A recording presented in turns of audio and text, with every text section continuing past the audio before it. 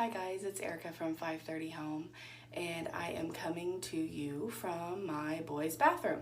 While we're stuck at home here, I decided to finally do some of the projects I have had in mind for a while.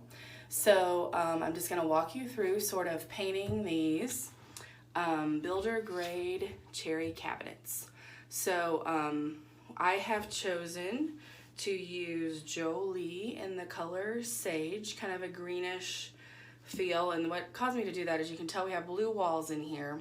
We have a world map shower curtain that I really like, and I've done some accents with different maps and things of states that are important to us, and I have a US map. I'll show you it all when we're done here, but I like this bright green sage.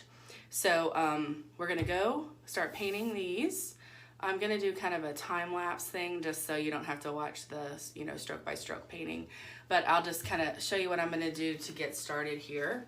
I have my small Jolie flat brush. I am going for more of a flat look on these just because it's gonna be more of a, kind of a fun modern look. So here we go.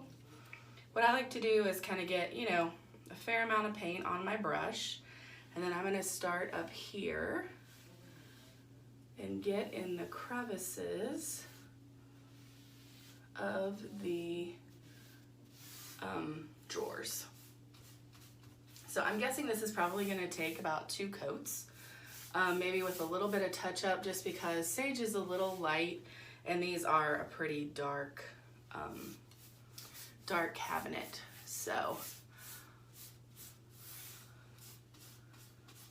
we also have kind of a lot of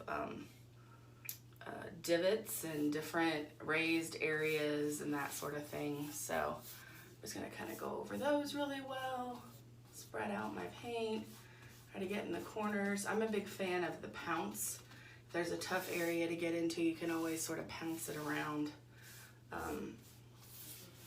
to get the paint in there.